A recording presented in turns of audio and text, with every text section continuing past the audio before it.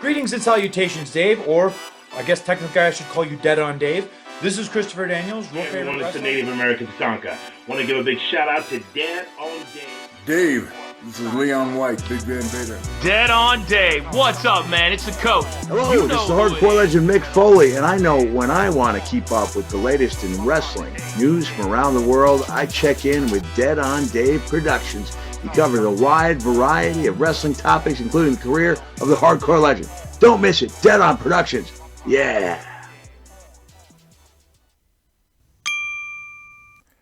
What's going on, everyone? Welcome back to the channel. It's your boy Dead on Dave, and we got big breaking news in the world of WWE as they continue a long stretch of doing things correctly. It seems like since WrestleMania, most things that people complain the most about in the WWE, they seem to be making changes. Yes, they continue on with some of the annoying things like naming everything and pushing the names down the throat, like the new era and all that crap, but still, those are minor, I feel very minor complaints when they continue to make changes that actually matter, like the one today. Getting all these new guys coming up to the main roster and getting them going and you know, in front of the camera and establishing them and making things not so black and white, good and bad, having some ambiguity, all that's wonderful. But you need a catalyst. You need something somewhere for them to perform, somewhere where they can differentiate themselves from everybody else. Well, we took a major step in that today because WWE has announced officially, I'm going to read you the entire statement here in a moment, that Raw and SmackDown are not only splitting once again, but SmackDown will be going live and moving to Tuesdays. That means you're going to be starting your week Monday and Tuesday, potentially Sunday, Monday, Tuesday with live events with the WWE. This is brilliant. They're not changing their formula of how they tour, because they tour Monday, Tuesday, and then they give people like off days Wednesday, Thursday, something like that. They're continuing that, so they're found a way to make this work both logistically and make everybody happy. I think that this is a very smart move. Let's read the entire thing, because I believe the promo, the thing that they released to everybody, the statement, really does shed a light onto everything. And let's talk about it for a second. So here's the actual full statement WWE sent out to all of the dirt sheets and publications and even put out on their own website. So here you go. SmackDown going live on USA Network beginning Tuesday, July 19th.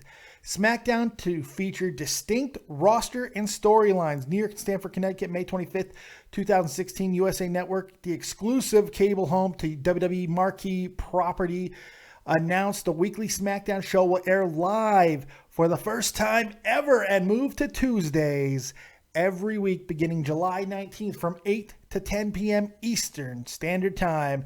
With the SmackDown move, USA will now offer 5 hours. They are keeping 3 hours of Raw for now, at least. 5 hours of live WWE programming a week, including the weekly 3-hour live Monday Night Raw, airing Mondays from 8 to 11, and each show featuring a distinct cast, unique storylines, and a dedicated writing team. In 2016 to date, Monday Night Raw is averaging 4 million total viewers. 1.8, it gives the breakdown and all that. SmackDown in its current time slot is averaging 2.67 million, and it gives its breakdown for that, making USA the #1 cable entertainment network across the key demos on Monday and Thursday nights. In 2015, the two programs combined to reach over 50 million viewers. Both shows will now air live 52 weeks a year. The fan base for our WWE shows is one of the most passionate, engaged audiences in all of entertainment, says Chris McCumber, President, Entertainment Networks, NBC Universal Cable Entertainment.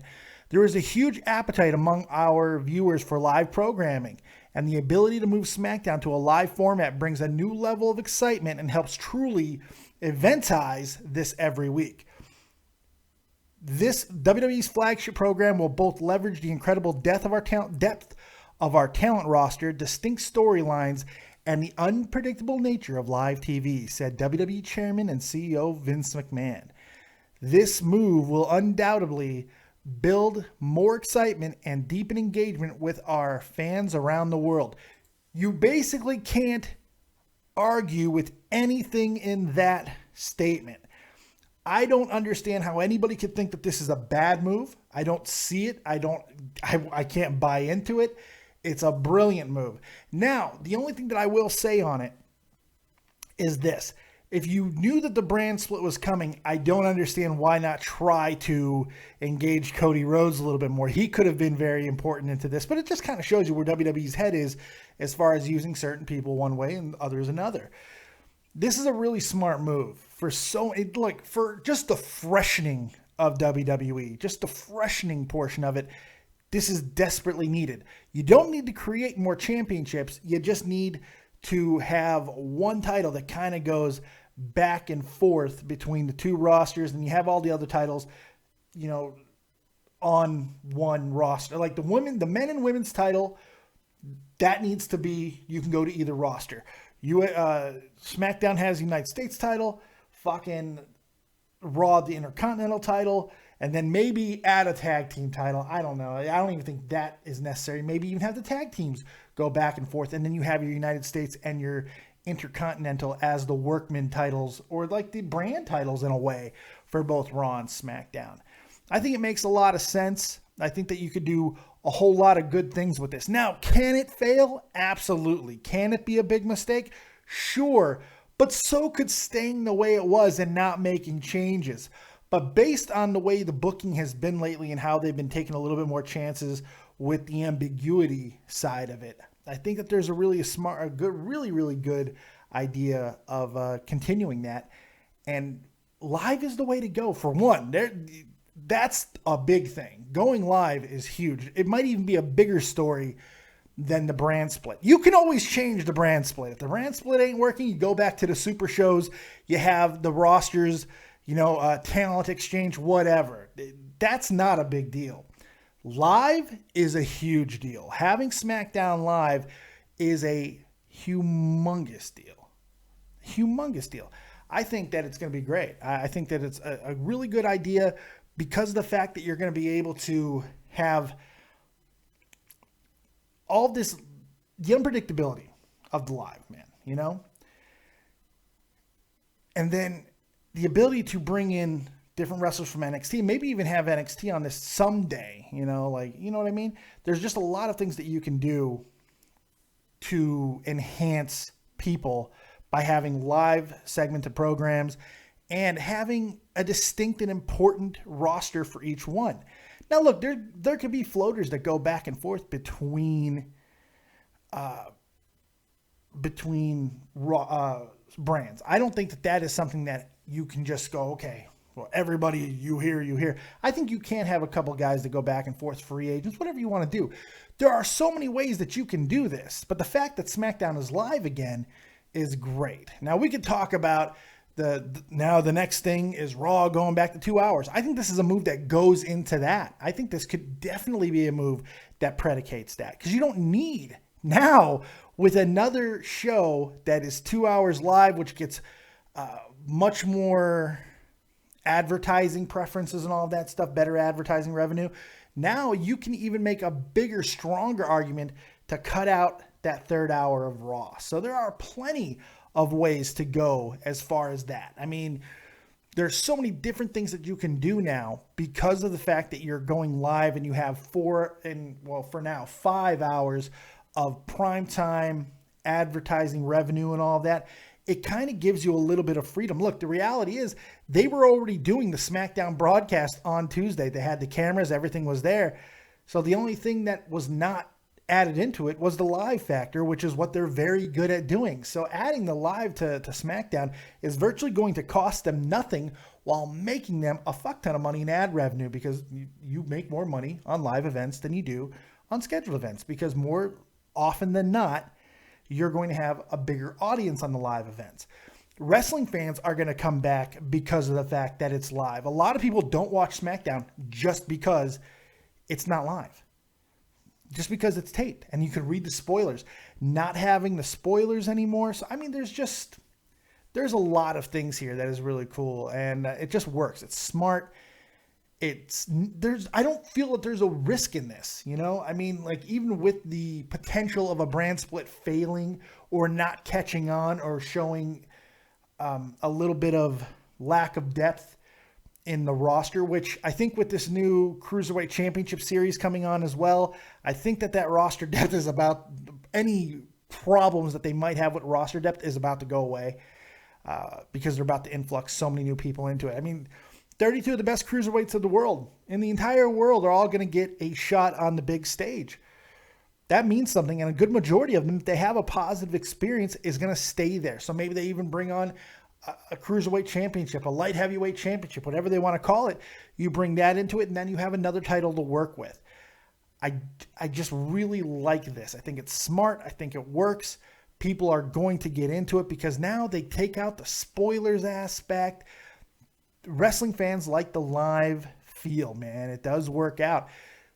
The 3-hour Raw thing, that could be fucking completely wiped out with proper booking and good writing.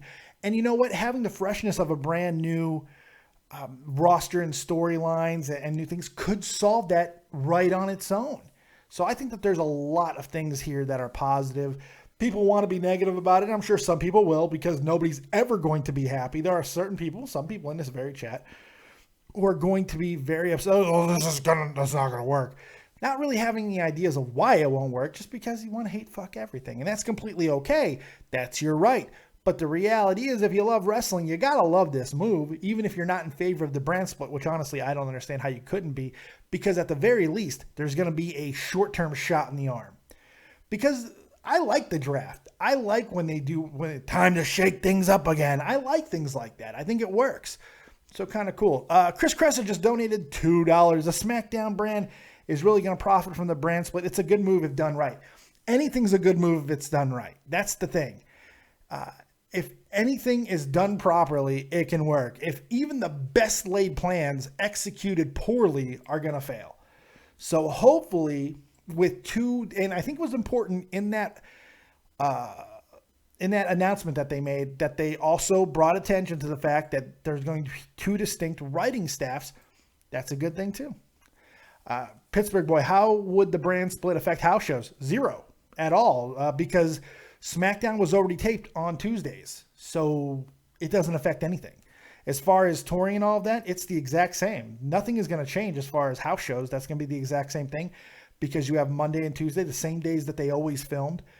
And now Wednesday, Thursday are still the off days, or whatever the days off are. I know Wednesday is at least. And then the rest of it just kind of works out with the house shows. So it's not going to affect the house shows at all. Let's open it up to you guys, because I want to hear what you guys have to say. Calling on Skype now, David Vancura, DAVIDVANCURA. Or, of course, use the number 702-751-2902. I want to hear what you guys have to say on the big news by WWE that not only is SmackDown going live again, but the brand split returns. I want to hear what you guys have to say on it. And let's have a little debate if you guys are happy about it. Sam Harlock says, I just don't want Raw to be killed. I don't hate fuck. I wasn't talking about you, Sam Harlock. Uh-oh, somebody got very defensive. I don't hate fuck just to have no hope, and they can't write in terrible storylines. Well, here's the thing. You're one of the guys that complains about Raw anyway, and a lot of people are already complaining about Raw anyway, even though there has been an improvement, even though people don't really kind of want to see it all the time. But there has been things, even if the shows aren't consistently great, like 2 weeks ago it really wasn't, even this week was, touch and go. It's consistency throughout the entire 3 hours. There's no question in my mind that 3 hours needs to go. And having it for 4 hours live gives them that flexibility that they didn't have before. So Sam Harlock says, Dave, did they say anything about UK for watching it live? No, we're still fucked. I'm in Germany, and I'm an hour ahead of you even in the UK. So, I mean, we're still going to have to get up in the middle of the night to watch it live. If we want to watch it live, we got to get up and watch it live there. Streaming devices, whatever the case may be. What's what's it called? Fucking that big sports channel over here has it, so that carries it. It's not a big deal. There's all kinds of positives here, very little negatives. Tate I says AJ should headline SmackDown. That could very possibly be the case. Why not? Maybe. Apparently, there's still a lot of word going around the fact that there are big plans still ahead for AJ Styles. Nobody really knows what they are now after a loss to the Roman Reigns and then another loss taking him out of Money in the Bank for Kevin Owens. I highlighted a pretty good idea of what I think they're going to do with AJ over the next month, which I do think will be a major storyline. I highlighted that during my Raw review. So a lot of good stuff going on here. Here's some more information on the splits. And apparently there's a video by Shane and Stephanie that I have not seen yet, but I can't watch it now because I don't want to get hit. Oh, it's funny. Okay, here we go. This is from WrestlingInc.com. As noted, WWE SmackDown will begin airing live on the USA Network from 8 to 10 Tuesday night beginning July 19th. Raw and SmackDown will have their own rosters for the first time in years. Variety reports that each show will have their own storylines and writing teams. A WWE announcement has also mentioned each show will have a distinct cast, unique storylines, and a dedicated writing team. There will be a here it is. There will be a WWE draft held soon, but we do not know exactly when that will be. WWE's announcement said it will come before the live premiere on July 19th. Whoa! Here's some tweets on it from some of the roster. Some are going to be very happy about this, you would have to think. Triple H says the new era of #SmackDown has arrived. Starting July 19th, SmackDown will broadcast live Tuesdays on the USA Network. Zack Ryder, we're live, pal. Mauro Ranallo, we'll do it live. That's right. That's a good one. I like that because it's a fuck you to O'Reilly. I like that. Queen Kong Banks, that's Sasha Banks. Yes, yes, yes. Kathy Kelly says Tuesdays just got drastically better. Mojo Rawley, oh wow, Mojo Rawley even comes off on this. Oh hell yeah, game on. Everybody's tweeting about it. Everyone's excited about it. And now I want to hear what you have to say about it. 704, you're live with Dead on Dave. What you got? Hey man, I just want to give a big shout out to my boy Kevin DC Moore.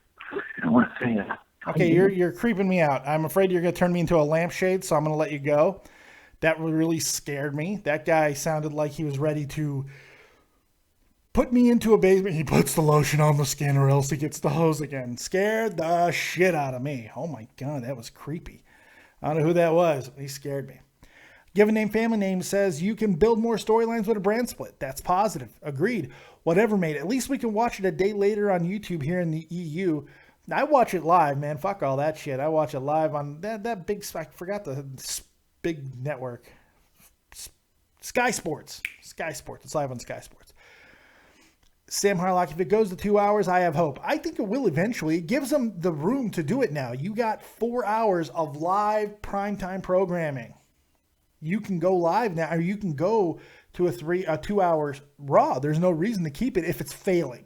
If it's good, keep it good. We'll see what happens.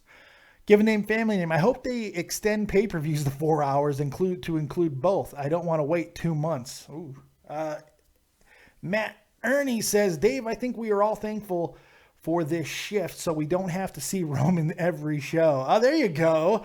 Sam Harlock. Should it be straight after Money in the Bank? Should do it straight after Money in the Bank. They're giving themselves a little bit more time than that. Matt Ernie, Dave, we all know the only think in WWE Pittsburgh wants split. What? Was that English? I don't know if that was English. That was weird. Were you the guy who called and wanted to turn me into a lampshade? I don't know.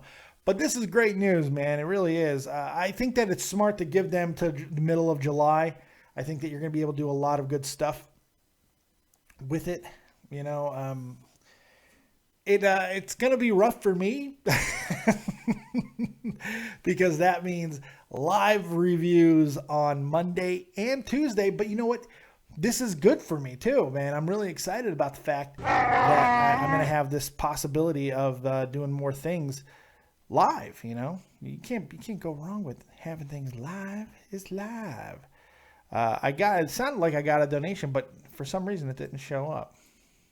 So That sucks. I didn't see it. Maybe I just wasn't looking properly, but I didn't see it. Let's see here. Oh, yes. We have Chris Cressa donated $1. Do you think this will affect TNA in a big way? No, it's not going to affect them. The TNA is still going in the exact same direction that they were before this announcement. So no, people are talking about splits for the title. DMAC just said big gold belt, ? No, I don't think so. I don't think that they are going to split the titles. I don't think you need to. I think that would be a mistake, because if you have a whole bunch of titles, like if each show has like 3 titles, then I think you're going to be noticing the problem in depth a lot easier. What I think you do is really simple. You have the men and women's title, the WWE Championship for men and women. You keep them the exact same as the way they are right now, and they can go to each roster, And then you have number 1 contenders on each show that maybe every pay-per-view fight each other or something like that. You set up a match between the 2 number 1 contenders at any given time to fight each other for the right to take on the champion. Something like that. Or you alternate opportunities, things like that. There are a lot of ways that you can handle that. Then you have a really cool situation with the Intercontinental title and the United States Championship, which fundamentally will become the 2 top belts for Raw and SmackDown. Whatever one gets it, that's their workman's belt. That's their top belt. You can have the tag team titles the exact same as the men and women's, I guess. They can float as well. So you don't stretch the depth of the tag team division too much. And then I think you can do the exact same thing with the returning Cruiserweight title. The reality is there should only be 1 brand belt each. That's the Intercontinental and the United States Championship. That's what I think. Jacob Allington says, how do you know the brand split is returning? Also, who do you think will be the faces of each of the different brands? Well, I know because WWE put out a huge announcement about it. It's official. It's on the website. It's being reported through every single dirt sheet thing, and the WWE said it themselves. All the superstars, Triple H, everybody's reporting about it. So there you go. That's how we know. And as far as faces of the different brands, I have a feeling that it's going to be John Cena and Roman Reigns. At least in the short term, it'll probably be John Cena and Roman Reigns, which is going to piss people off. But I think that's better than having them on the same show. I think we can all agree with that, right? You don't want them on the exact same show. That would be bad. So having them on opposite shows would be good. I think you could also throw Seth Rollins in there, AJ Styles if you wanted to. Kevin Owens could be a face of a brand, for Christ's sake. I think there's a lot of different guys that you can use. The draft, which is happening sometime before that July 19th first showing of SmackDown, is going to be very, very interesting. So this changes things fundamentally, and this continues that line of things that have been going on in the WWE as of late, where things are changing for the better, I would say. I don't think that it's a bad thing at all. Because like I said, even if you can look at the bad of this and go, well, the depth isn't big enough, or the depth isn't strong enough, or whatever, and this is going to kill the writing on Raw, which I don't know, because of the fact that now the writing teams are splitting up and going to write individual storylines for each brand, I don't see how it could kill it. But even if the worst does happen, even if the bad things take place and things are not working, you can change. You can change, whether that means going the 2 hours on Raw or reintegrating the rosters for both shows, whatever. You can make those changes. But the fact that the biggest news here is SmackDown being live. That's the big news. That's the big one. I'm really excited about that. I'm really excited about the fact that SmackDown is live again. Or for the first time ever. I know there's been a few SmackDowns that were live, but it was never consistently live. The fact that it is, it's going to be awesome.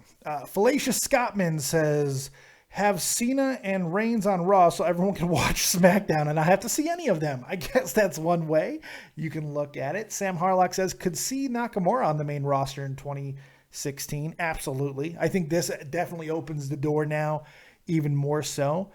Bullet Club says, Nakamura going to be on SmackDown. Calling it. Maybe. It all depends where they need him most. Whatever show needs juice, that's where you put Nakamura. Whatever mate 33, Matt, everyone can deal better with Cena, which is kind of sad to think about it. I don't get it, man. Roman Reigns is improving. He's improving. I'm liking what Roman Reigns is doing as of late. Let's continue to see how things develop. I mean, look, Roman still has issues. Believe me, elbow drops aplenty for that man, but still, it's not as bad as it could be. Jacob Ellington says, when's the draft happening? Sometime before July 19th. That's all we know. Chris Payne says, so many dirt sheet sites are probably pissed off. One of the top viewed articles, SmackDown spoilers won't be a thing anymore. That's a really good point. Spoilers gone. Woo! I'm very excited. Chris Payne says, draft is July 18th, 6 days before Battleground, day before SmackDown goes live. Do you know that? I have not read that yet. That is something I have not read yet. That's interesting. All I've been reading so far is the date has not been set. But still pretty cool stuff. If that's the case, that's a smart move. That's a smart move.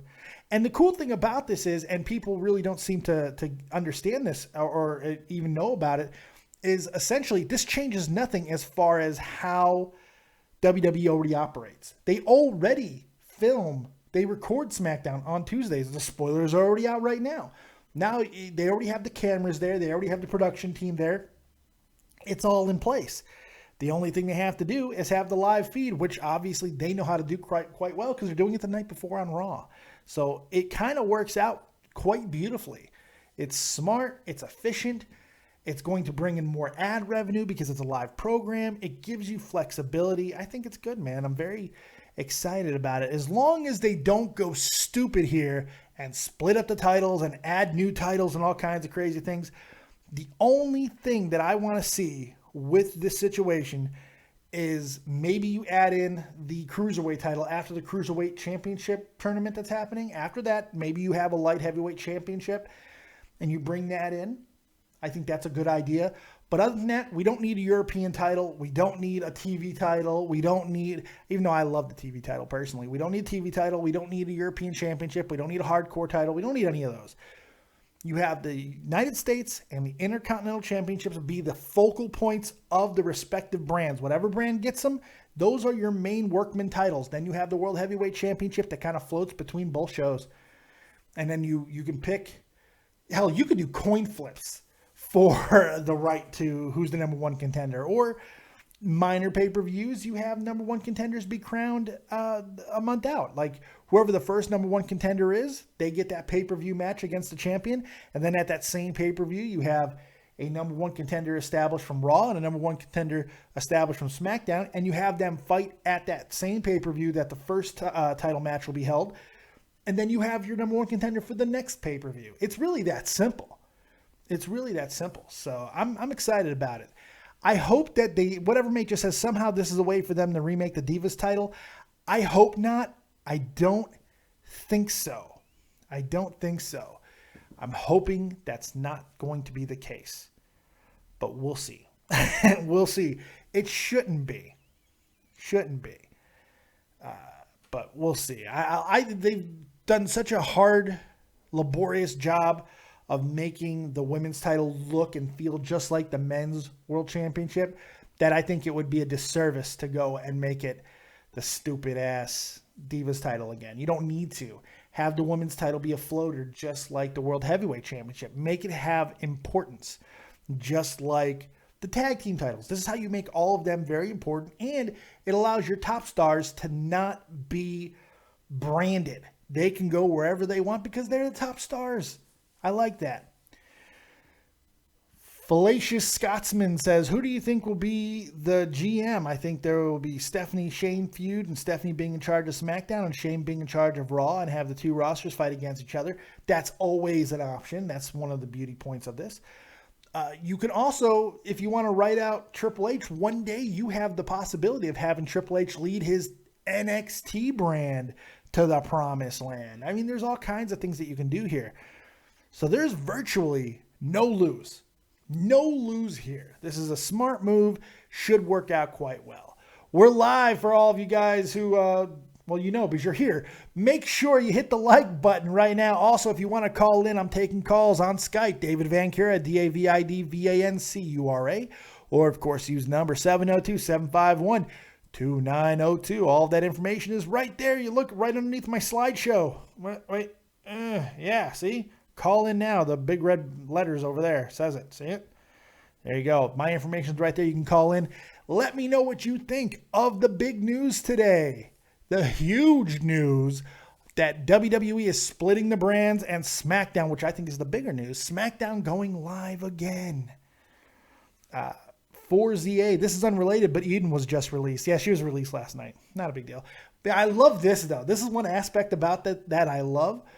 Eden's gone. Cody's gone. But Goldust said, fuck yeah, I'm staying here. Fuck a family. I got a paycheck. Smart. Look, I don't know what's going on with the Rhodes Eden thing. I honestly don't know.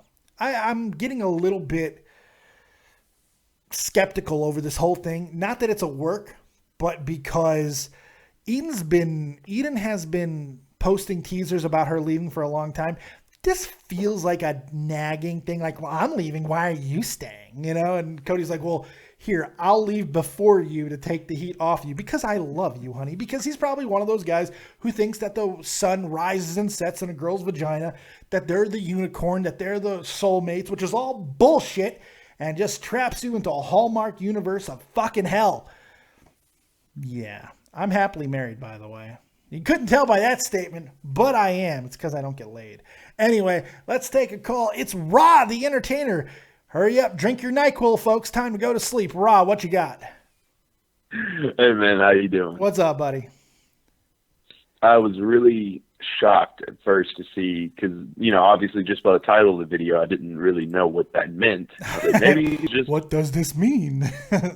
Maybe he's just doing one of those dumb... What I hate more is... What do I... Have I ever trolled anybody? I never You've never people. done it. You've never done it. But Never. I'm like, maybe, you know what? I don't know what time it is in Germany. Maybe it's late at night. He's drunk. He's like, you know what I'm going to do? It's 5 p.m. No, this is the go prime time for Dave, man. I'm in my fucking prime right now. There you go. I did not want to go live, though, because I feel like, shit, I'm in so much pain today. I didn't want to do anything. I wasn't even going to do NXT tonight, but now I'm starting to get the juices. This has reinvigorated me. What do you think of this, man? You know, I'm both excited and worried. It is a lot of TV time with 5 hours a week that I actually have to watch, because other than that, people, you know, SmackDown has not been a, like, extension. It's basically just been like, oh, here's a show to hold off till Monday again. I don't know. SmackDown's been really good this entire year, though, man. They've done a good job of bringing the SmackDown brand, at least the wrestling portion of it, back up, at least I feel. Yeah, that's true. I tried to watch a few episodes, and I was actually one of the people that, whenever you mentioned, like, some people don't watch specifically because it's not live. Just because it's not live, people won't watch it. That's why this is a brilliant move. Think about this for a second, Ra. 2.6 is the average millions of people that watch SmackDown, a non-live show. They're going to get those numbers on par with Raw just because they're live. And it's Tuesday. Yeah. What the fuck's on a Tuesday? There's no Tuesday night football yet.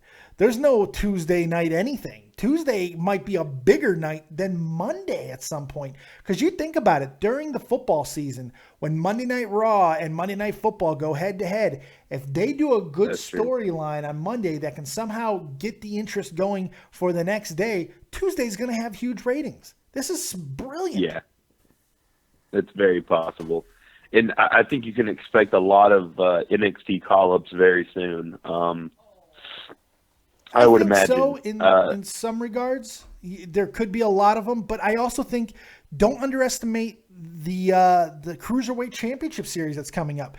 They're going to be poaching a whole lot of people from that, because there's a lot of guys who are coming from outside sources that I feel are going to be becoming part of WWE very soon. Do you think that they could sign Zack Sabre Jr. to like a more permanent contract? Yes. I think there's almost everybody they're bringing in. If you can sign, let's say 26 of the 32 are going to be outside talents. It'll probably be less than that, maybe 20. But even if that's the case, if you can sign almost all of them, your depth problem is fucking gone. Yeah. And it's just so. I mean, it's very. I would. Somebody said, I can't remember. Somebody in the chat basically said it was brand suicide, and I said no. No. And I agreed with you whenever you said that they can always just stop. It's more like a shot of cocaine. Exactly. It might kill you, but it probably won't. It's going to be very fun. Yeah. Well, the thing is, the way it will be fun. It'll be a fun ride either way. The funny thing is, a lot of people are saying that Raw is going to hell in a handbasket as it is. This is not going to affect that because a lot of the filler that we've been getting that people don't like, it's going to be gone because the roster will be more focused because there's going to be less people for each roster. So I think this is going to lead to more wrestling. This is going to lead to more interesting vignettes, whatever, because of the amount of people that are going to be on each roster, you're going to have to focus and have less filler because it's going to be a much more obvious thing now. You know, if AJ Styles isn't wrestling a 15-minute match, but yet we're seeing fucking Golden Truth for 8 minutes, people are going to be like, whoa, wait, wow, what? You know? Yeah. Gold Dango, Golden Truth, man. If they only put that kind of effort into some real storyline. Yeah. Well, I think this is what's bizarre. exciting about it as well is that they're going to have two separate writing staffs again. Probably, even if that means splitting the 24 people they have writing right now, that's two smaller writing staffs that are specified for each brand. That's less people with their hands in the cookie jar. The best thing possible that could happen right now is a split of those writers. There's too many fucking people, which ruins the continuity. That's exactly what I'm saying, yeah. It can only really help the continuity of each brand versus now it's just like you can tell there's 24 people writing it because they all write differently. I know. Chris Payne is writing in the chat like he's got specifics that I'm not seeing anywhere else. I don't know where he's getting this information. But Chris Payne is like, he's got the date for the draft. I don't know if he's just saying these things. He says the Intercontinental title will be exclusive to SmackDown. I mean, and he's not saying he thinks. He's putting it out there like it's fact. I don't know if he knows this, but if he does, hey, that's great. I have no idea because I am not reading it anywhere else. Yeah, I mentioned in the chat that I was not sure. I kind of hoped for a 4-hour pay-per-view or just kick out the pre-show because who the fuck gives a shit. But the pre-show allows you to do something different. That's the thing. I think you keep the pre-show because it allows you to have the announcers kind of have trial periods, you know? Like yeah, that's true. Like I never really thought about Corey Graves is getting a lot of experience being on that announcer's desk, you know? He's amazing. He's incredible. I mean, he definitely has found his niche in commentary, but I'm really sad that, you know, I've watched a few of his matches, and they were actually really good, in my opinion. I enjoyed them anyways. Yeah. I don't know. I'm really excited about this, actually. I am too. I'm hoping that they go even farther creatively. I'm hoping they decide to I know they won't because logistically and financially it makes sense to keep the sets the way they are. But now because they're both going to be live, you don't necessarily need to, and you're going to have two different crews running each live program. You can go back to the coolness of having a different set for SmackDown and a different set for Raw. Someone in the chat just says the SmackDown fist. Yes, let's bring back the SmackDown fist. I would love that. Fist me, SmackDown. Fist me. I would love to see that. By the way, everybody, make sure you hit the like button if you've yet to do so. Let's put ourselves higher in the queue in the search stuff for live broadcast. I need likes. Throw the likes. They're free, motherfuckers. They're free. Hit the like button. Subscribe to the channel if you've yet to do so. Rob, what else do you think about this? I'm not ready to bounce it yet, believe it or not. But if you guys want Raw to go, you can call in on Skype, David Vancura, DavidVancura, or use the number 702-751-2902.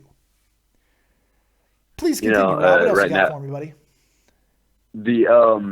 I don't know. I guess bigger stars like, as you mentioned earlier, like Cena, Roman, Brock Lesnar, and people like that will probably switch between brands, which will be really cool. The main thing I'm excited about, though, is the more exposure of smaller talent, which I think they've been building this whole year so far, basically, or after WrestleMania, anyways. After WrestleMania, I feel like they're actually working hard to really put effort into the smaller titles and people who aren't even competing for titles. And I really hope this also helps build more non-title feuds that are really good. I just think that there's so many things that you can do. I mean, keeping things the way they are is not a smart way to go. It's never a good business model to say, let's stay the course. WWE this year, and you can really go back to the end of 2015 as well, when they were kind of panicking to all of the injuries. The switch on the network, having Camp WWE, that's a risk. That's a chance. That's going away from something that they've been doing for a long time with the PG model and everything. That goes away from that. Going live for SmackDown is a huge shot. It's a big risk to make because you have something that's already drawing 2.6 million people every Thursday night. But the rewards there are huge because from an advertising standpoint, it's a brilliant play because it's 2 more hours of primetime television on an untapped night on Tuesday that you can have prime advertising prices. And by doing that, that could allow for that third hour on Raw to be nixed because you're going to make up the difference. Which is sad because I do love wrestling and an extra hour is always fun, but for some reason that third hour is rarely fun. If they do it right, though, and this could be another thing to it, because like I said, the 3 hours might get filled up now because of the fact that you don't have guys on the roster that just do nothing. And maybe this is also why they trimmed the roster the way they did, because now there's less. Yeah. There's not going to be Jack Swaggers sitting around. Now there's a job for Jack Swagger. If they got him fucking on, he's going to have something to do on a roster because they're going to need him, whether it be SmackDown or Raw. There's a point to have him there. There's not going to be a need to send a guy like Cesaro or Tyson Kidd down to NXT like they've done in the past. Zack Ryder, they don't need to do that because now there is a prime spot for them to do it. And I don't think that somebody just said no brand exclusive pay-per-views. You definitely don't need to do brand exclusive pay-per-views because that was my idea. Well, that's the thing. I don't think you should because I know exactly. Because that way each brand only needs to produce 3 to 4 matches a piece and boom, you got your pay-per-view, Yeah. It makes total sense to me. And also I wonder if like their idea of this has anything to do with how much they've been stockpiling talent in NXT for the past couple of years. Oh, I'm sure. So if you look at NXT, because they have like 60 people. I mean, I know they're not all signed to like the same kind of contracts and such. They don't need to. I mean, there's a lot of it's still developmental, but the people that are actually on television, they've kind of graduated from the developmental aspect, and now they're a part of the NXT brand. Yeah. Because like they've been getting a lot of talent, and people are like, oh, they're stockpiling talent, blah blah blah. Which I've been kind of afraid of at points. I don't want them, obviously. WWE can be spiteful, and that's understandable. They're going to be when they feel like they need to, and some people can be like, well, they shouldn't. Yeah. Well, that's fucking business, okay? That's fucking business. People who are running businesses, they are going to be spiteful to certain people when they feel they've been slighted. Whether or not that's a nice thing to do, I don't know. Yeah. I agree. Hold on one second. Jay Davis, Real Talk, the Metaphor Messiah is up in the chat. He says, I hope they keep one title, though, Dave. Maybe they have an undisputed champion again. I think they need to keep it as one title. Do not split up the World Heavyweight and WWE Championship. Keep it the way it is and have that guy as a floater. That way you're big, and do that with the women's title and the tag titles. And if there is going to be a Cruiserweight Championship, same thing with him. And it's because that way you have 4 of your top teams or stars that are not fixated or fixed to a brand. They can float. They can go back and forth. They can do whatever they want. And that's the way to do it. And one thing that's really exciting too about the Cruiserweight Championship returning is, number one, Cruiserweights seem more popular than ever in wrestling. They are right now. Everybody loves that flippy-dippy wrestling. Well, exactly. Well, plus the beautiful thing about that is I can sit there. I can't show necessarily a Bret Hart match to somebody who's never seen wrestling. Yeah. That's not something. Because they're probably not going to get it. Yeah, they're not going to get it. Exactly. But if you show them a Cruiserweight battle where, you show them AJ Styles. You show them AJ Styles and Kevin Owens from Raw this week, for example. Exactly. You know? Exactly. Or guys like Ricochet, or even fucking Will Ospreay from he's actually in New Japan now. Oh, but by the way, I think this greatly affects that man that you just brought up, Ricochet. And I'll tell you why. Everyone talks about the fact that Ricochet has like a 10-season, not 10-year, 10-season contract with Lucha Underground. He also has an opt-out after season 4, which, by the way, they're filming right now. And he's not involved in it. He's already been written off. So wow, it's very possible Ricochet could be in WWE very soon. That would be amazing. I mean, the dude's absolutely incredible. I mean, he really is. He might be the greatest athlete in professional wrestling right now. Him and Seth Rollins. I don't know how Seth Rollins is going to be after the knee, but like as far as pure athletes, I don't know if there are better than those two right now in wrestling. There's some guys that you can put in that conversation, but those two. Are you? Oh, sorry. Go ahead. ahead. Oh, okay. I didn't know if you were a fan of kind of, I know like it's not necessarily the WWE style, but kind of the indie put on a show style occasionally. Because I know you're not the biggest fan of the Young Bucks, but no, because I feel that they're ridiculous. The Young Bucks are ridiculous. They're ridiculous. Look, I think they have a place, and I think that they could be very good at times. When they drop the stupid shit and the 50,000 super kicks and getting beaten up by kids or whatever, I hate the dong fucking stuff that other guy did. I hate like the genie gimmick where like you can fucking put a whammy on somebody and make them dance. I hate that shit. I hate that shit. That's understandable. I'm hoping maybe them being more involved with ROH could ground them a little bit. Because I know their gimmick is ridiculousness, but there can be a level to which you can kind of cap that. Because I really do think that they're talented. Oh, yes. Look, there's a reason that they have been people talk about fucking the Bullet Club. They're the only ones who have been in the Bullet Club since day fucking one. They've been there since the beginning of the Bullet Club, which is a long time. So yeah, it is.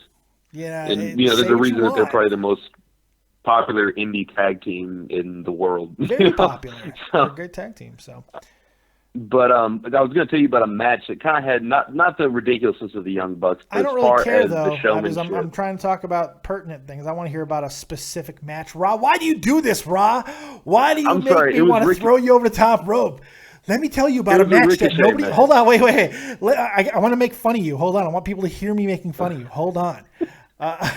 Why would you go, hey, let me tell you about a match that no one's ever heard of or no one's ever seen, and I'm going to tell you about it in the most monotone Ben Stein voice ever. Why would I want to hear that? Why would anybody want? We were having a good conversation, Raw. You were doing good things, and then you went crazy. Then you went fucking nuts. My ADHD got me. You mentioned Ricochet, and I thought of that match. Oh, okay. Serious Lapido says, "Am I the happiest fan alive?" I don't know. Maybe. Yeah. We'll XTJ104 says, "I wish JR and Taz would come back." Chris Payne says, "JR in New Japan and Taz eating dicks on his days off." What the fuck? There are some hateful people out there on Taz. I don't know what's going on with that shit, but it's great. Not a fan of Taz as an announcer, but I mean, Jesus. Taz was he brought a certain charm to the announce booth. Yeah. You know who I would love to have back in the announce booth for SmackDown specifically? Mick Foley. I'd love to have him back. Yeah. I loved him on SmackDown. He was great, but he couldn't take it. I think that's similar. I think Kevin Owens probably has a big chance to really be the big heel announcer eventually. When he gets older, I agree with that. Yeah. Rod, you got any last words before I get you out of here and hopefully take more calls? Not really, man. I'm just really excited. Thanks for going live, even though you kind of felt like shit. But it's worked out. We got 70 people in here, so I mean, there was a need for it. There you go. You let me know. You were my first source. Hey, awesome. I appreciate that. Thanks, Rod. You have yourself a good day, buddy. All right. See you, man. See you later. That's right. We are live here in Germany at 5 p.m. in the evening. That p.m. and evening, I didn't need to say both, but I did because I'm Dead on Dave and I say crazy things. Talking about the big news out of WWE. Going back to not only having the brand split, but SmackDown will be live on Tuesdays starting July 19th. All kinds of exciting things happening. This is great. So many good things that they can do with this situation. And for those of you who are like, oh no, it's not a good thing. The roster isn't deep enough. It's not talented enough. Well, if it doesn't work, the beautiful thing about it is you can go right back to having the rosters on both shows. Because as long as you keep SmackDown and Raw live, it allows things to be there. So it's too smart. It makes too much sense. It should be profitable. And I just like the idea that WWE continues to go taking these steps in the right direction, making changes that probably should have been made a few years ago. But for whatever reasons, they're in the place now to be able to do so. I think having big profit postings for the last couple of quarters is a huge reason why they're able to take this risk in some people's eyes. It makes a lot of sense. I believe the women's title, the World Heavyweight Championship, WWE World Heavyweight Championship, which I don't think will be split up, the tag titles, and hopefully the Cruiserweight title, if it's brought back, will all be floaters. They can be on both rosters. The only titles I want to see brand specific are Intercontinental and United States. They need to be the top titles on those brands, and everybody else just fighting for it. I'm loving it. Loving the possibility of that happening. By the way, I'm also loving you guys right now. Make sure you hit the like button if you've yet to do so. Also, subscribe to the channel. We're almost to 2,500 subs. You can get us there, kids. Also, if you want to call in and get your voice heard, go ahead and call in now on Skype, David Vancura, DAVIDVANCURA, or use the number 702-751-2902. And tell me what you think about this situation. I want to hear from you guys. And if you're watching this after the fact and we're no longer live, go ahead and hit me up on Twitter. DeadOnDaveV, at DeadOnDaveV. Tell me what you think about this whole situation. It's crazy. Everyone's losing their minds. The news won't stop. Holy God. It's good stuff. And I think with all of the bad publicity with Adam Rose and, with Stardust, Cody Rhodes, quitting and all of this stuff, and they needed some good news to happen. And this feels like something that just desperately needed to take place.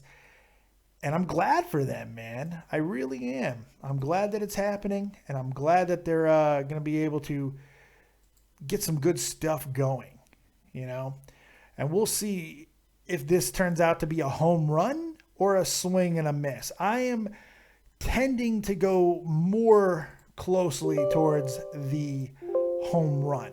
There's at least the potential for a home run here. It doesn't seem like there's a lot of risk with making this move because, like I've said, they're already have the production team out there for SmackDown on Tuesdays. The only thing that was missing was the live element. And that was it.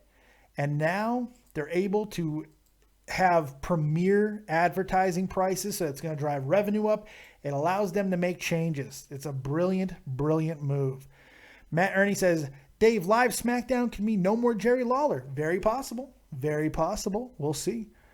We'll see. Hopefully, with any luck. I don't know. Jesse Amaro says, Dave, just shoved my thumb up your ass. Hey, I appreciate that. I thought that I felt the poo move around a little bit. Big Show says, Kurt Angle return? Probably not. Probably not. XTJ104 says, 3-hour Raw, gotta go. Very possible. Very possible. Let's take another call. Joseph Blunt, you're live with Dead on Dave. Bubbly, bubbly, bubbly. What you got? Bubbly, bubbly, bubbly to you too. I'm just going to say about this brand split, I have high hopes for it. Yeah. I hope that they can do it right because, initially when they did the brand split the first time round, it went really quite well for the first couple of years, and then it became a complete joke nearer to the end. Well, it did as the roster they got away from the actual brand split. They started doing the super shows and all of that, and people stopped caring. Yeah. And my point would be there should be if you're going to split the roster, there should be very, very rare to see someone from SmackDown wrestle someone from Raw. Yeah, I think you could do it once a pay-per-view. Because I think Royal Rumble, WrestleMania, SummerSlam, maybe Survivor Series. Well, I'm going to say no to that, and I'll give you my reason for it is this. Because you're going to need a way of determining who is going to be taking on the world champion. Because I believe that the world title is going to stay as just one entity, and he's going to be a floater. He's going to be the champion for both Raw and SmackDown. And you're going to need a way of determining whether you do a power rankings, which I hope they don't do something as generic as that. I don't think they will. I mean, TNA. But you're going to need a way. So what I think you do is you have your first matchup set for that first pay-per-view. Excuse me. And then you have a number one contender on SmackDown and a number one contender on Raw. And you have them fight at the pay-per-view, and whoever wins is the new number one contender for the world title. And that way, you have another 4 weeks to determine a new number one contender on Raw and a new number one contender on SmackDown. And then the next pay-per-view, while the first number one contender is taking on that champion, you have those two new number one contenders once again fighting at the pay-per-view. That way, you have continuous importance on wrestling matches outside of the titles. You have a number one contender slot that always needs to be filled, always needs to have intrigue, always needs to have people coming in and fighting for it. And then they have a main event match, essentially, at every pay-per-view for who's the new number one contender. That makes all the sense in the world to me. I think that's a great idea. I think if you keep it localized to titles and number one contenders, that can really work. Yeah. I just don't want to see everyone interacting all the time. Oh, I as agree. Was the case and I don't want them to split the titles again either. I mean, title unification. Like I've said, I think the such a world fucking title pain in stays the same. ass. I think you stick with the world title just the way it is. The women's title, same thing. One title. She goes to both rosters. Same thing with the tag titles. As well. Same thing with the tag titles. And if they bring back the Cruiserweight Championship, same thing with that. Yeah. Those 4 titles, they can go either way. But the Intercontinental and United States need to be brand exclusive. That's your big champion on each brand. That's the title prize that everybody's fighting for. That's what I think. So much for those belts as well. Because I mean, let's face that would do so much for those titles. Oh, as absolutely. Well. I mean, let's face it, the United States has sort of been on it's been sinking like the Titanic recently. And if that's a number one prize on a show, that's going to elevate that. Oh, absolutely. You're going to have best talents on, say the US goes to, you're going to have the best talents going for that. What are you talking on, by the way? Are you talking on a 1980 cell phone? I'm just wondering. No, my normal microphone is broken, so I'm just having to speak really loudly into my laptop. Oh, I got you, because it definitely sounds like you don't have a pop guard on. No, my normal microphone. Usually you sound so good. I try to, but now no, I'll try and get my microphone fixed as soon as possible. Get your shit together, buddy. What the fuck, Joseph Blunt? Yeah, I really do need to get my shit together on wrestling, don't I, really? Who do you think's going to take SmackDown and who do you think's going to take Raw in, like, the general manager position, like Steph or... You know, I think just because you can make an argument going both ways. Like, if you want to piss people off and you want to have, like, the same heat that you've had continuity-wise for the past 3 or 4 years, you have Stephanie have Raw, and then Shane bring his new vision to SmackDown. Subsequently, you can also go with the idea of fuck what we've been doing, put Stephanie on SmackDown, make her build back up, and you put the hot guy, who is Shane McMahon, on Raw. Makes sense. I have a feeling Shane's going to take SmackDown. I do too. I don't know, man. I'll tell you this. I don't know if you saw that interview that he did after Raw, but that was a fucking great interview. I've not seen it yet. I'm going to go and watch it. Mick Foley doesn't do a great job as far as being a host, but he's not an interviewer, and he just kind of does what... It's kind of funny because Shane kind of... Are you asking me this? He says that a few times. It's pretty funny, but it's probably the most candid interview that they've done. I mean, like all the Stone Cold Steve Austin ones are like, no bullshit. I'm going to ask all the questions that I want to ask. Hey, Brock, what kind of pickup truck you driving? You know, it's like, what the fuck? Really?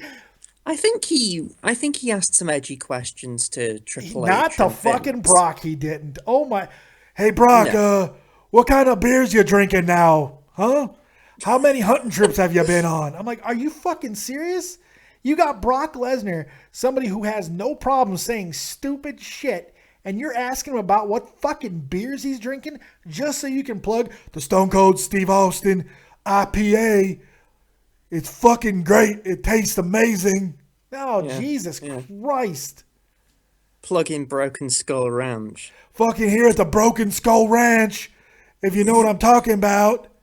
Because I'm Jesus Stone Cold Steve Austin with Like, my I listened to- IPA, you I son of a listened to that bitch. guy's podcast, like the one he does weekly. That's right. You could also watch me on the Stone Cold Steve Austin podcast. It's live every week. I'll talk about motherfucking raccoons. Like, half of his podcast is plugging Broken Skull Ranch, and the other half is plugging DDP Yoga. Well, don't you fucking know that the best things in the world right now are coming down to God's paradise at the Broken Skull Ranch and doing DDP yoga. And then after you do the DDP yoga, which has changed my back, I drink some fucking Stone Cold IPAs because I'm Stone Cold Steve Austin, and that's just how we do it. That's all I got to say about that. Yeah. Anyway, I'm going off topic on DDP Yoga. It's okay. You let me go on a complete great rant on Stone Cold, so that's completely fine. And you know what? That wasn't a terrible fucking impression either. It wasn't awful. I mean, I've seen that Resurrection of Jake the Snake. Yeah. Now, that film is just about DDP is wrestling Jesus. It is. No, he can heal you with his yoga. Well, don't you know that DDP, he comes in and he lays his hands on you because he's the fucking Messiah. And he brings you back to fucking life. It's amazing what he's able to do. Son of a bitch. I mean... It's fucking DDP. No, I mean, credit to him, but Jesus Christ, the plugs for that. In Well, that yeah, film. you know what, though? That's really not on... Any time that DDP's anywhere, 90% of the talk is DDP Yoga.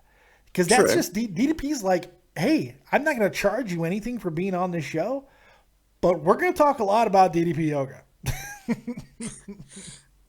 It makes sense, doesn't it, really, if you're doing it? You But don't mind.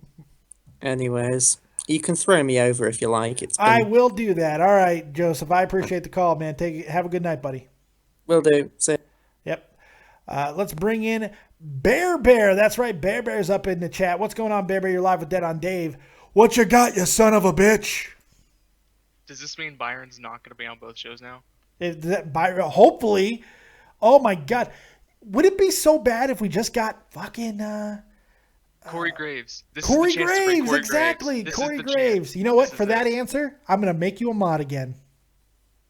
Wow. No, I'm not. I'm just kidding. No, you look great today, though. I do look great today. You look really good.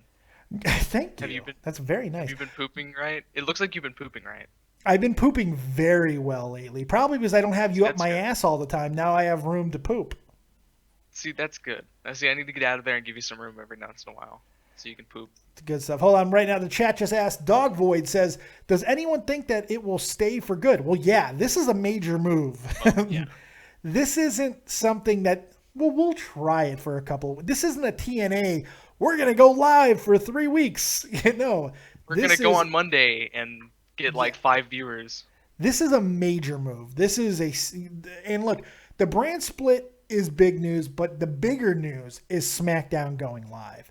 Because that potentially changes the landscape of everything. Because like I've said, I don't know if I've said it when we've had all these people in here, so I'll say it again. With SmackDown being live, you can charge more advertising revenue because it's a live program. More people are going to watch. So that will make up the difference of taking that third fucking hour away from Raw. So I see this as potentially the way to get rid of that third hour. Potentially. It could be. Do you want to bring back the SmackDown fist? I want the SmackDown fist back. I would love the fist. Fist me SmackDown. I think the old theme song. There's so many great things that they could do creatively. You don't have to have the exact same stage setting now. You didn't have to in the first place, but now you really don't have to. You can have an identity for each show that makes it special, that makes it unique. Or this could fail catastrophically.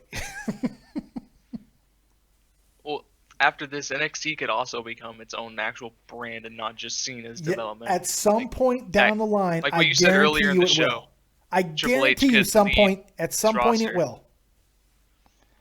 Because it already feels that way, honestly. It feels like it's its own thing. For all intents and purposes, it is its own brand. It feels like it's not even WWE.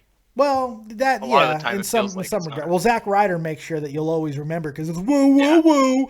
You gotta know love it. Zack Ryder though. You can't. Jay hate Zack Davis Ryder. says, Dave, Come I on. cannot stress this enough. They cannot split that WWE title belt. I agree with you. I don't think they're going to. They worked too hard at making the titles have a representation of themselves. And I think it's too easy to circumvent that by just having the United States and Intercontinental Championships being the major belts on the rosters and then having a number one contender slot for that World Heavyweight Championship on each brand. That's all you need, man. And then you have the other fucking situations. You have the tag team titles, women's title, and cruiserweight title also as floaters to be able to defend and show up on either show. And that way you get away from the problem of, well, this is going to lock certain big major superstars to each brand. No, it doesn't. The champions, if that means your top tier guys, they can go to each brand, and that's how you circumvent that problem. You see, I think the WWE champion should be on every show. That's what I'm saying. They should be like that. Should be the only title that's on every show. Well, see, I think the women's title should too, because it's because that's essentially the same title. Tag titles, same thing. They don't need. I don't think tag titles need to be on every single show. Well, the problem is you can't have if you're going to have the tag titles on just Raw, then SmackDown doesn't have a tag division. Like they could be on Raw, but they can miss a SmackDown, then they can miss a Raw, and then they can. Oh yeah, of course they don't have to be on each show. But the point is, the WWE champion should never miss a show unless. I agree with that. But my point is that they should have the ability to go on each ones. Right. That's what I mean. Yeah, they should be. They shouldn't make a separate tag titles because I don't think they should because there's not enough depth in the tag division. I see. That's what I'm saying. They should not do. I think that they should only have one tag team title, one cruiserweight title, one women's title, and one world heavyweight championship. And those are your 4 titles that can go back and forth on each roster. That way you have competition always fighting to be in the title picture. And then I don't even know about the cruiserweight title. Well, I'm pretty sure it's coming back with this tournament, the Cruiserweight Championship Series or whatever it's called, that's coming up here in June. That everybody's gonna fucking love it. Everyone's gonna be all about it. I mean, that could be their excuse to not put guys in the world title hunt too. Yeah, well, smaller guys. It allows them to, because what it does is it allows you to have a belt for all those flippy dippy smaller guys that they don't always like giving a lot of love to anyway, and making them a major champion. And now having a roster that they can go to and be a champion. I mean, it just makes all the sense in the world. Yeah, I guess. Also, on on Survivor Series, are you expecting like a SmackDown versus Raw thing? They could. I hope they don't do it the first year out. I don't think you necessarily need to. And the thing is, they have to, if they're going to, then it can't just be for a fucking trophy like they've done in the past. There has to be something that they're actually fighting for. Maybe for the rights to have the next 5 number 1 contenders for the world title come from SmackDown or come from Raw. That would be cool. That would be cool. They have control over who the number. Yeah, they take over number 1 contenderships on their show. There has to be real consequences. Or they can have the WWE title only be on SmackDown for a number of weeks, and then like they won't show up at Raw. Sure, that I could agree be with interesting. That. I just think that there's so many possibilities now with having individual writing staffs. It's going to be, there's so much potential here. And the cool thing, because splitting the writer staff is amazing. They need to do that. They really do. And having maybe a head split writer it again. half more and fired half from each show and have 6 for each show. I'm hoping that's something similar they're going to do. I also think it wouldn't be a bad idea to bring in, a main writer for each show again. I know that the TNA guy, or the NXT guy, I should say, not TNA, the NXT guy is now up on the main roster. He'll probably take one of them. But why not offer Paul Heyman creative control over SmackDown? Well, that went so well last time. It worked at times. I mean, Joseph Blunt got creative control and was gone in like 2 years. Yeah, well, they need to go back and stick with it. That's what I'm saying. Joseph Blunt says, God, Dave is coming out with better ideas than WWE probably will. Oh, maybe, hopefully. Well, hopefully not. Hopefully this is exactly what they're thinking. Maybe you'll get a check in the mail. Maybe I'll get a check. That's right. WWE, don't give me thanks on television. Just send me a check. That's all you got to do. I agree with that shit. Baby, you got anything else? I'm going to throw your ass over the top rope. I love you. I love you too, but you're still over the top rope you go. Thanks a lot, baby. I appreciate the call.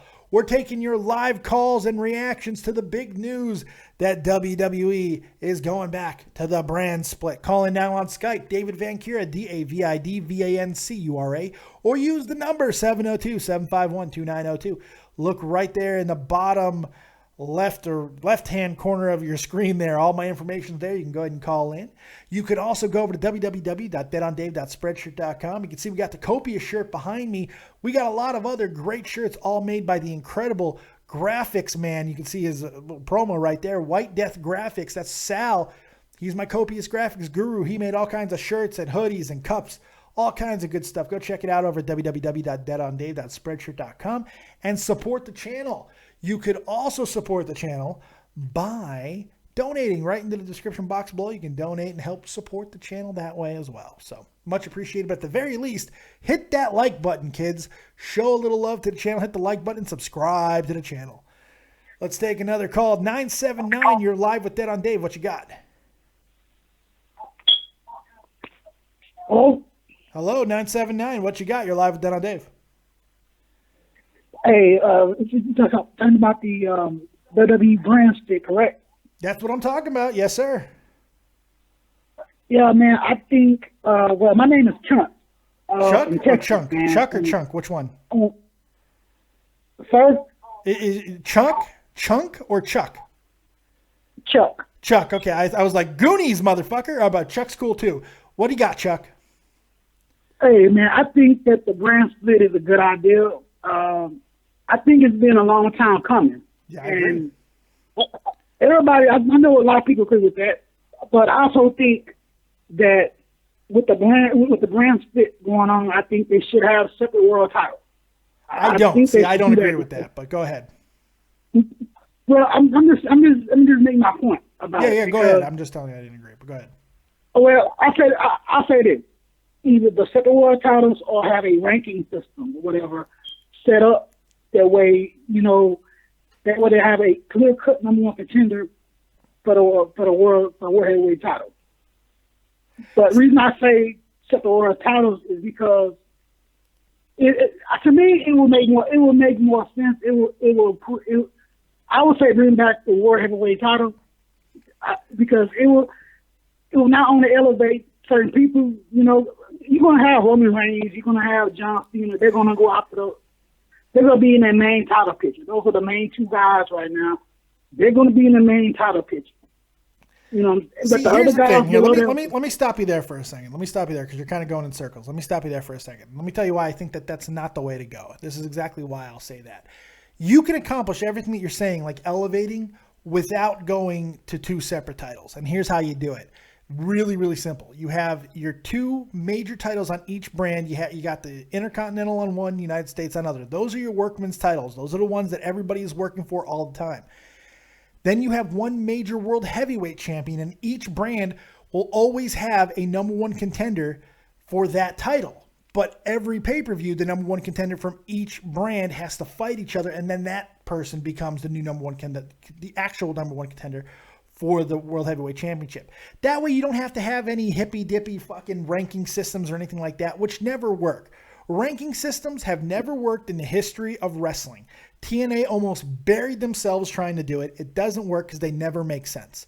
Ever, ever, ever. Yeah. So I think you can accomplish the elevation and everything and putting emphasis on other people just by going in the route that I just said. And my fire alarm is going off. That's not good. My house is burning. Why is my house burning? It's not burning. Okay. But anything else before I get you out here, bud? No, man. I just want to call get my opinion.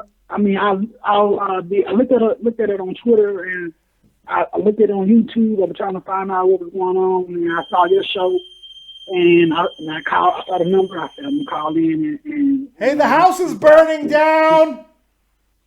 Yeah, man. My house is burning down. Let me let you go here because my house is burning down. I'm a little bit scared. I got to get my house. The house is burning down. Does anyone not hear the fucking fire alarms? No. I'm not going off the air. The whole fucking place will burn around me. I'm not going off the air. 979. I appreciate the call, man. Sasha? What's happening here? Don't burn my house down. I'm dying. Oh my God. All right, so it looks like the house is not burning down. So that's good. Don't want the house to burn down. Let's take another call. 845, you're live with Dead on Dave. What you got? Hey, what's going on, Dave? What's up, man? Just hearing about the brand split, the first thing that comes to my mind is that the WWE's got to like revamp their pay-per-view schedule doing this. I don't think so. Because even if both shows are going to feel different, these gimmick pay-per-views like Money in the Bank, TLC, Hell in a Cell, they've got to go. Because you can be as different as you want, and all the feuds of the both shows are going to have these stupid gimmicks behind them. Well, I think if you have an individual gimmick for each brand, I think you can circumvent it that way. I'm not against dropping the gimmick pay-per-views, by the way. I think that you could be 100% right there. But there's always going to be a Money in the Bank ladder match. There's always going to be Hell in a Cell matches. There's always going to be these type of things. Yeah. So no, I'm completely fine with it. Just having Money in the Bank on Mania should have been the thing. Like, making it a pay-per-view, I don't think that's too smart. Agreed. I agree with that. WrestleMania should have never have lost the Money in the Bank ladder match. I'm not a huge fan of the gimmick pay-per-views. I don't even know why I was even halfway defending it, because I don't like the gimmick pay-per-views. But I understand why they've done it for like essentially the past decade. But now with this brand split, that's kind of a new, fresh take on it, and everything's going in a different direction. Maybe they will do that because they have the room to do so now. That's very possible. I hope so, man, because I really don't want to see a Raw and a SmackDown Hell in a Cell match on the same night. That should happen maybe once every other year. It dilutes it. I agree with that. But what you can do is, if you want to get away from it, is SmackDown offers 4 people, Raw offers 4 people, and you put them in Hell in a Cell, and the winner is the new number 1 contender. Something like that. I mean, that'd be better. There are ways to get around it. It's just you got to get creative. Yeah. Anything else for me, 845? No, that's pretty much it. That's the first thing that I always wanted to really talk about. Hopefully they do the right thing with this idea and don't drop the ball. That's really every night, It's like, hopefully the potential is there. Don't fuck it up. Be like Roman Reigns when he was with AJ Styles there. Just don't fuck it up. Don't get in the way. That's all you got to do, because this works for itself. Yeah. We'll see. Hey, I appreciate the call, man. Make sure you keep on watching Dead on Day Productions, man. Yeah, no doubt. All right, man. Take it easy. Good calls, man. We're getting some great callers. Feel free to call in and sound off on the big news of the day. Everyone's freaking out and happy and excited, and as you should be. I don't think there's a lot of negative here. So make sure you guys are hitting that like button right now, showing a little bit of love, and I'll show some love to you guys because the chat's being awesome. Will Fuller up in the chat. Pittsburgh Boy, Chris Payne, Wrestling and Shit. 3 Napier. We got all kinds of people having all kinds of fun. Joseph Blunt, whatever, mate. Chris Payne. Batman's here. Fucking Batman's here. Chris, he's not even in the match. He's got all kinds of good things to say. Ryan O'Connor up in the chat. We got all kinds of people hanging out, having a good time. Make sure you throw a like to the copious Fat Man. Show a little bit of love to the channel. Also subscribe if you've yet to do it. Let's bring in a female perspective to the show. Terry, the Winnipeg Princess, the Snow Queen. Terry, what's going on? How you doing? I'm doing all right. You're not dying right now, right? I don't want you to die on the air. I mean, it'd be good for my ratings, but I like you too much. No, I took enough drugs, so I'll live for at least till the end of the show. Don't take too many drugs. I mean, just enough drugs will keep you alive, but too many drugs will kill you faster. You got to be careful. Yeah, well, I counted them all enough. Fair enough. Terry, what do you think on this whole brand split situation? What you got for me, doll? So they're actually going to go through with this now, though. Oh, it's official. It's happening July 19th. Not only is SmackDown live, but the brand split is coming. Boom. So Fist me to be the elbow. Who? What? Who's going to be running who? More than likely, that's all going to be sorted out over the next 6 weeks. I'm assuming. Obviously, one's going to be Shane, one's going to be Stephanie. I mean, they could go a little bit crazy and do something else, but more than likely, that's how it'll be, and that's the way it should be, really. They can take Dana to SmackDown. Yeah, take Dana. No, take Dana, but leave her boobies. Leave those boobies on Raw, but Dana go to SmackDown. But them boobies need to stay because they are great. And it makes Dana a flotation device, so that's good stuff. Yeah, I suppose. Big shout out to Folgore in the chat. Just found you searching for news on the brand split, man. You're awesome, Dave. I got to give a like and a subscribe. Hey, man, I appreciate that. You're awesome, too. Thanks for hanging out. And the fucking house is burning down again. We got more fire alarms going off. Oh, my God. It might just be because of me. I officially started advertising for you, Tommy, and Jack on my Facebook page, if you didn't notice. I did. Thank you very much. Very kind of you, Del. That's right. Who else better to stand with Dean Ambrose and my towel boy, Roman Reigns? Pitts might not like it, but hey. Well, I appreciate it, Del. Hey, let me get some other callers. You have yourself, you rest, go relax, and moderate these motherfuckers. These are animals in the chat right now. They're all animals. Take control. Make sure they're not doing anything crazy. They're fucking animals. I'll whip their asses. There you go. I appreciate it, Terry. You have a good night, Del. Okay, bye. Bye. Homer Dude in the chat says, hello, Dave. Hello, Homer Dude. How you doing, buddy? Batman says, Vince, Roman can run both shows, make Roman look strong. Yeah, there you go. He's Roman Reigns, damn it. There you go. Let's take another caller. Matt Rundle, you're live with Dead on Dave. What you got? Hi, Dad. Just a few pointers. I'm really happy about the brand split, what's going to happen with it. But the only thing I'm not happy about is obviously Raw is live over here because obviously you're in Germany, but I'm in the UK. So Raw is live for us separate times of the day. Well, not for you and me. It's only an hour apart.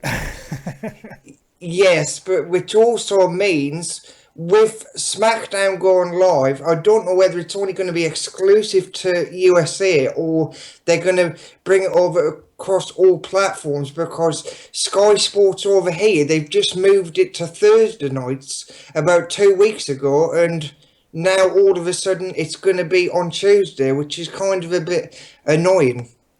Well, I mean, moved what to moved SmackDown?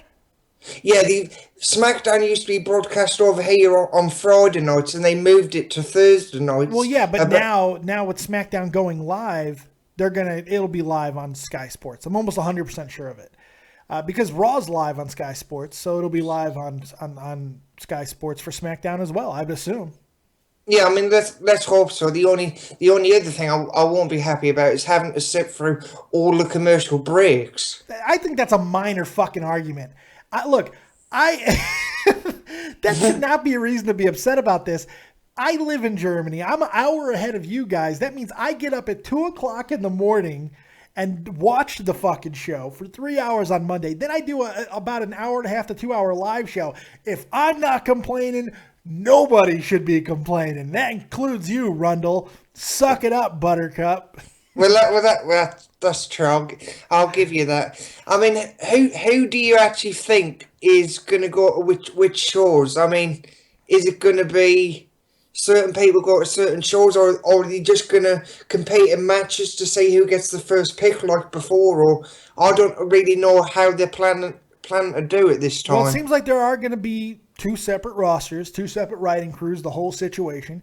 And then as far as the title situation, they haven't announced how they're going to do that yet, but we'll see what they decide to do with it. But more than likely, you have your two workman titles on each show. You got Intercontinental and United States, one for each. Then your main title, I would have separately floater, you could be on both. Same thing with the women's title, tag title, and then what I think coming in, the Cruiserweight Championship.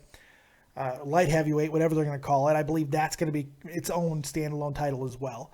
And those titles can be fought for by either brand. And what you could do is one of the main storylines, because I always felt wrestling is at its best when you have a whole bunch of guys wanting to be a champion. And you can go right to that, go just pure competition.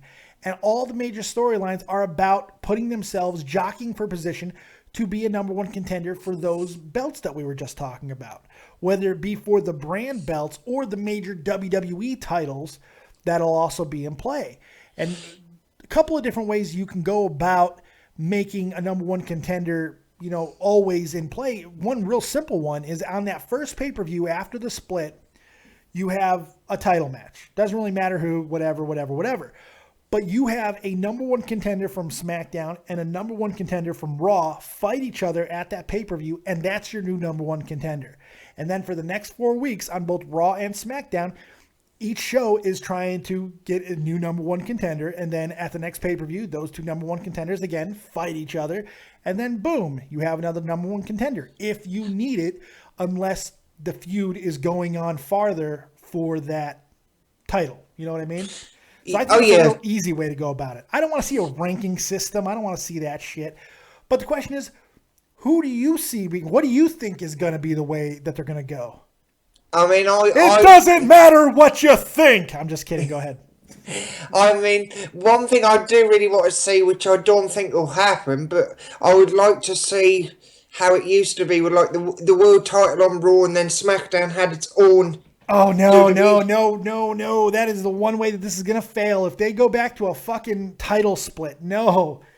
Please, no, do not split up the World Heavyweight title. What are we going to get, the big gold brick again? No, not the big gold brick. Anything but the big gold brick. Personally, the only other thing I would like to see is Michael Cole go to SmackDown and JBL and Byron Saxton stay on Raw, because I just like the way JBL rips the piss out of Byron every week. I don't want to see those. They need somebody else. They need a buffer. In fact, I don't even want to see them together because I'm tired of them always fighting. Well, not even fighting, because Byron just takes it because he's a bitch, and JBL doesn't shut the fuck up. So no, my God, I couldn't agree with that any less. But still, hey, man, I appreciate the call. I appreciate the opinions, and have yourself a good night, buddy. And you, thank you very much. Bye-bye. I'm gonna toss you over the top rope, but very gently. Have a good day. That was Matt Rundle, everybody. Matt Rundle. Well, we're still going to take your calls here. We got a lot of people in here. No point in leaving. There's a lot of opinions. But as long as we continue to have callers. So call in on Skype, David Vancura, DAVIDVANCURA. Or, of course, use the number 702-751-2902. Call in, get your voice heard. Or I'm going to get up out of here, man. So we're having a good old time. SF Man says, wow, damn, 92 people in the morning. Yeah, that's right. I'm not in the morning here in Germany. I'm at 6 o'clock at night here in Germany, coming at you strong, live and loud as we're talking about the WWE brand split and other things. We got all kinds of good stuff here going on, but really that's the big story. So that's the big one. Let's take another call. Liam Stevenson, you're live with Dead on Dave. What you got? Hi, Dave. I'm quite confused about the women. Like, what are they going to do? Are they going to bring in, like, a new title? Like, are they... No. Like, are they going to bring back the new... I don't think they have to. Because you've worked so hard to make the women's title finally back and important. If you bring back the Divas title, it makes no sense. That's why I think you have the World Heavyweight Championship, just the title for both brands, and the same thing with the women's title. Tag teams as well. Same thing with the Cruiserweight title. You don't need to have a Cruiserweight champion for both Raw and SmackDown, a women's champion for both Raw and SmackDown. You don't need that. I think that's too many titles. I don't agree with, like, making single pay-per-views either for the shows, because I just think, like, together... they'd be a lot better. Like, they'd have a bit more meaning to them, and I think they could reduce the amount of pay-per-views as well. If, like, they make it, like, not whether you saw 4, like, instead of it being, like, 15 pay-per-views, wherever they have, make it, like, 8, so they're more special together. Like, Survivor Series now might actually have a bit of meaning to it with the matches. Like, it'll be a bit more, like, how it used to be. If pay-per-views were still the same as they were and it was a pay-per-view schedule and like they didn't have a network, I'd agree with you. But because they got a network and content is at a premium right now and they want to push the network more, I don't think it's a bad thing to necessarily have 12 pay-per-views a year, whatever it is.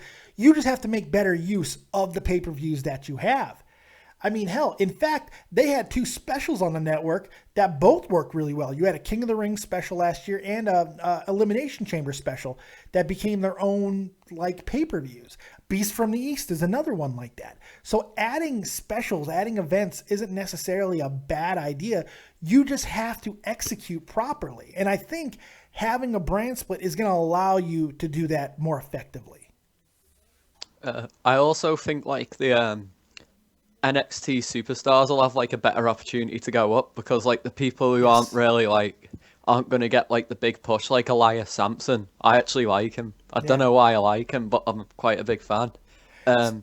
I think he'll have a bigger opportunity going on SmackDown's roster than he would going on Raw's roster because he'll just get Tyler I don't think there's going to be a big difference anymore between Raw and SmackDown as far as what's important because now that they're both live and they're both at a primetime slot in the middle of the week, I don't think it's going to matter as much. They're both. I have a feeling that within a month or two, the numbers are going to be very similar because there's a lot of people who don't watch SmackDown just because it's not live. So those people who are watching Raw are probably going to watch SmackDown on Tuesday night as well. So the numbers are going to be similar. What I think, and I'm going to agree with you, that it gives the NXT guys coming up a better opportunity, but not for the reason that you said, for a much different reason. Look at a guy like Apollo Crews. He's not going to be lost on Raw anymore necessarily. You don't have to put him on Raw or SmackDown. You can put him on whatever show needs the boost. And he's not going to get lost in the depth because now each roster is going to have a more fleshed out. They're going to have more, you know what you're going to have. You're not going to have people sitting. You don't have to worry about having Jack Swagger set up the fucking ring to earn his pay, you know? Now you got people that are going to be always having matches. There's so much potential here. Yeah, Apollo Crews has been a bit like lackluster. I'd say, he's a bust. He's a bust. Right now, Apollo Crews is a bust. If he goes to SmackDown, though, hopefully he'll get like a bit more of a reaction from the crowd, a bit more like storylines. Because what I'm noticing now, even when he debuted, like all these people coming like Enzo and Cassidy are getting these massive pops and reactions from the crowd. Apollo come out, and even the WrestleMania like night after crowd only give him like a medium pop. Yeah, like, it weren't very it's special. Unfortunate. It really is unfortunate, man. I do like him, but I mean, he's a bit annoying as well sometimes. He is annoying. He's always smiling. He's annoying. He didn't have a good enough build in NXT. I mean, he was over in NXT, and and they were like, well, hell, he'll obviously be over on the main roster. But no, it's just they didn't do anything with him, and he's kind of one-dimensional now too. His moveset seems so stripped down. I don't know if that's because of the injury from when he was Uhaa Nation. I have no idea, but I don't know, man. I'm a little worried about him, but he's not done yet. He has time to rebuild, reconstruct, and resurrect. We'll see. It's going to be interesting. The last question, is the brand split coming in before the Money in the Bank pay-per-view or after the pay-per-view? After. July 19th is the date of the brand split. July 19th. I was just a bit... When I first seen it, I was like, if they're going to bring in new titles, what are they going to do with Money in the Bank? But obviously, if they go with Yusei, then it's quite easy to sort out the Money in the Bank briefcase itself rather than having two. Yeah, see, I don't think you need to bring a new title for that. I mean, if they did, they would have definitely tried to bring this in quicker so they could have had a Money in the Bank for each title. I think that's actually probably a really good indication that they're not splitting the main title. Does that mean like Roman will be on both shows? Or just as long as he's champion, but I mean, who knows how long it's going to be anymore. I mean, Seth Rollins, the reactions he's getting, if he sells merch on that new fucking brand that they got for him, the rebuild and all that stuff, he might be the guy sooner than people think. There's a lot of guys who are in place that could take the spot of Roman if they want to pull that trigger. It just depends on if they want to do it. This brand split makes it a little bit easier to do so if you think about it. Well, that's all I've got for now, Dave. Hopefully Roman does lose the title. And we'll see, man. Hey, Liam, I appreciate the call, mate. Man, that was a bad accent. I apologize. I apologize to England for that, man. I'm really sorry. Have a good night, buddy. Oh, he hung up on me. Fuck. I offended him so much. Holy God. I offended London. Holy shit. I'm from London town, I could do a better accent than that. That's terrible. Well, fucking hey, Dave, you think that you're Stone Cold Steve Austin and you can come in here and just say whatever the fuck you want? Well, Jesus Christ, son. It's okay because we're going to go to the Broken Skull Ranch and we're going to drink a Stone Cold Steve Austin IPA. It'll be good as shit. That's what I'm talking about, man. You know, you didn't ask me, you son of a bitch, what I thought about the brand split. Well, let me tell you, I think that they're doing a good job with the brand split. They just got to stop with the sports entertainment bullshit. Hopefully they'll stop that shit eventually. But when they do, it'll be good. And then we can all have Stone Cold Steve Austin IPAs and do DDP yoga. Fucking hell. Give me a hell yeah. It's been a good time. Well, I think that's about going to do it, man. We've gotten a lot of calls. We've talked about the big brand split that's coming July 19th. July 19th, the brand split and the debut of SmackDown Live. That's right. All these good stuff coming. Things are going the way that we want to see it go. They're taking risks. They're making changes. And I think we're going to see a uptick in the product. And you can make the argument we already have. So I hope you guys enjoyed it. I hope you guys stick around on Dead on Dave Productions to watch everything that we're doing here. Make sure you subscribe to the channel. We're almost at 2,500 subs. Thank you guys for that. Subscribe and like this video. And more than likely, we will be live tonight right after NXT. That's right, NXT Live tonight. I'll be here probably, maybe, perhaps. I don't know. I'm pretty tired, but we'll see. Thank you guys very much for joining me. Hope you enjoyed it, and we'll see you next time. Make sure you check out my boy Tommy C over at Shot from the Point. I might be there live tonight for In the Crease if he's doing it. I'm not sure, but that's your daily hockey show, and he's been doing all of his hockey stuff, so make sure you're checking that out over at Shot from the Point. Also, check out Too Tall XLT Live Podcast, man. Right in the description box below, you'll see it. He's there. He's a link for his channel. He does what I do. I think I do a little bit better. Make sure you check him out. And we got baseball here on the channel. We got video games. We do a lot of different things. And one of my co-hosts is Jeff the Huff Huffman, who has his own channel on YouTube, Grand Slam 87. Make sure you check that out. If you're wondering who does my graphics, it's the man Sal, copious graphics guru. That is White Death. You can check him out right in the description box below as well. And, oh yes, music-wise, for the opening, the intro, and all of that, it's done by Real Talk, the Metaphor Messiah. Check him out as well, man. He's a badass. Check him out, too. Other than that, that's all I got. Thank you guys for joining me right here on Dead on Dave Productions. Like, subscribe, and share. And as always, if you don't have talent, have talented friends. Take us out, Too Tall, and all you wrestlers who did these nice shout-outs for me. Peace!